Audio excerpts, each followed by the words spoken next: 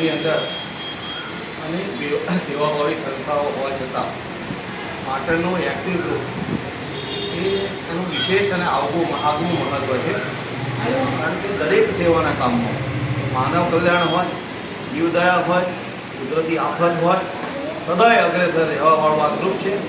અને આજના પવિત્ર દિવસે શ્રી દિલીપભાઈ અને એમની એક્ટિવ ગ્રુપની આખી ટીમે પક્ષીઓના કલ્યાણ માટે એમને વધુને વધુ પાણી પીવા મળે એ માટે પાણીની પરબડીઓ અને કૂતરા માટે પાણીની કુંડીઓનું 1000 કરતાં પણ વધારે કુંડાઓનું વિતરણ કર્યું. આ પહેલાં પણ એમને કામ હવા કર્યા છે, હજુ પણ આગળ કરવાનો એમનો વિકલ્પ છે. તો પરમાત્મા એમની પાસે વધુને વધુ આવા કામો કરાવવાની એમને તક આપે, એમને ફળ આપે અને સેવાના કામ બતાડે. આવા એક્ટિવ ગ્રુપને આજે ખૂબ ખૂબ અભિનંદન આપું છું. અને ભગવાન આખા એક્ટિવ ગ્રુપના તમામ સભ્યોને ખૂબ જ કલ્યાણ કરે.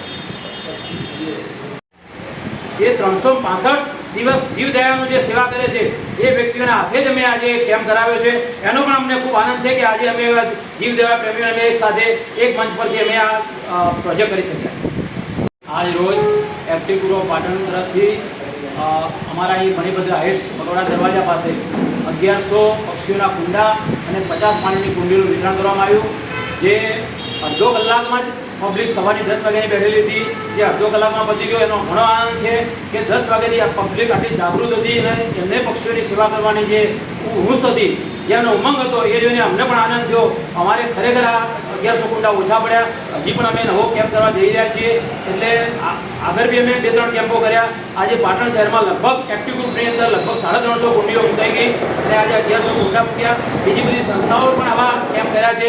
એટલે આનંદ છે કે પાટણની પ્રજા અત્યારે આજે અબોલ જીવની સેવા કરવામાં જે અગ્રેસર રહી છે એનો ખૂબ આનંદ છે. અને આજે અમને આ સેવા કરવાનો લાભ મળ્યો એનો પણ અમને ખૂબ આનંદ થયો છે.